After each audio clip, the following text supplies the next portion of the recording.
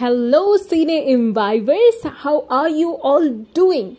ঈদ আসতে কিন্তু আর মাত্র 1 মাস বাকি, তাই ঈদের যে সিনেমাগুলো এবার রিলিজ হওয়ার কথা সেগুলো কিন্তু অলরেডি প্রায় শেষ পর্যায়ে, বলতে পারেন পোস্ট প্রোডাকশনে আছে বা বেকিংয়ের লাস্ট স্টেজে।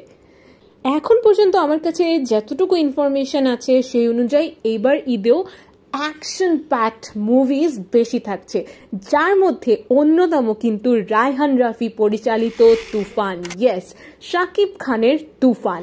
অ্যান্ড এই মুভি নিয়ে শুরু থেকেই ভীষণ হাইপ ছিল এবং এখনো আছে। কিছুদিন আগেই রিলিজ হয়েছে এর টিজার, যেটা এই মুভির হাইপটাকে বাড়িয়ে দিয়েছে কয়েক গুণে।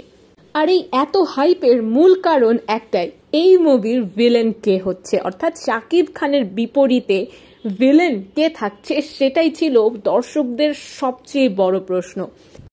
শুরু থেকে অনেক জল্পনা কল্পনার পরেও টিজারে অনেকটাই নিশ্চিত হওয়া গেছে যে এইবার এই সিনেমার ভিলেন হিসেবে থাকছেন চঞ্চল চৌধুরী।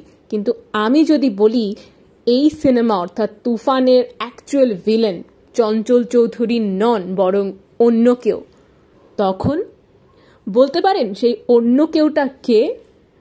আজকের ভিডিওতে সেটাই জানাবো আপনাদের। সো আর দেরি না করে grab your popcorn, settle in and let's get into the video.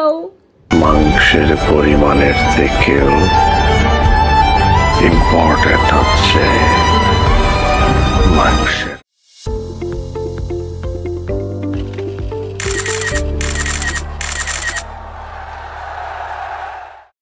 যেমনটা শুরুতেই বলেছিলাম, রায়হান রাফি পরিচালিত তুফান নিয়ে শুরু থেকেই অনেক হাইপ ক্রিয়েট হয়েছিল এবং তার মূল কারণ এর মেন ভিলেন কে সেইটাই বের করা। শুরুতে অনেকেই এটা গেস করেছিলেন যে এর ভিলেন হতে যাচ্ছে আফরান নিশো, তবে সেই বিষয়টাকে কমপ্লিটলি ঘুরিয়ে দিয়ে অন্য আরেকজনকে ভিলেন হিসেবে মার্কেটিং করেছে চরকি। আর কেউ নন, বরং টলিউড অভিনেতা যিশু সেনগুপ্ত। তবে যখনই এমন আলোচনা চলছিল যে নিশোকে যিশু রিপ্লেস করে দিয়েছেন, তখনই অ্যানাউন্সমেন্ট আসলো নতুন এক ভিলেনের, আর সেই ভিলেনটাকেই আমরা টিজারে দেখতে পেয়েছি, অর্থাৎ চঞ্চল চৌধুরীকে। ধারণা করা হচ্ছে চঞ্চল চৌধুরীকে লাস্ট বা ফাইনাল পার্টের ভিলেন হিসেবে দেখানো হতে পারে, অ্যান্ড সেকেন্ড পার্টের ভিলেন হতে পারে যিশু সেনগুপ্ত। কারণ যেহেতু তার নাম এসেছে এবং তার নাম করেও বেশ কিছু মার্কেটিং করা হয়েছে, সেটা তো আর অযথা হবে না। তাহলে এখন প্রশ্ন হচ্ছে মেইন ভিলেন কে বা এই পার্টের ভিলেন কে? এই পার্টের ভিলেন হতে যাচ্ছে আফরান নিশো।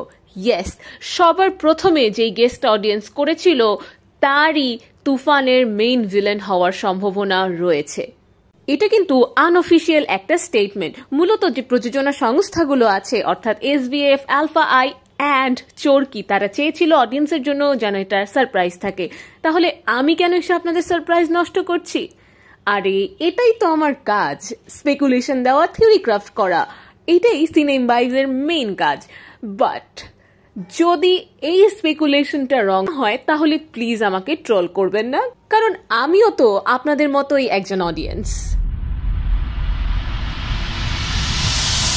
তুফান, খুব ভয় পাইছি রে।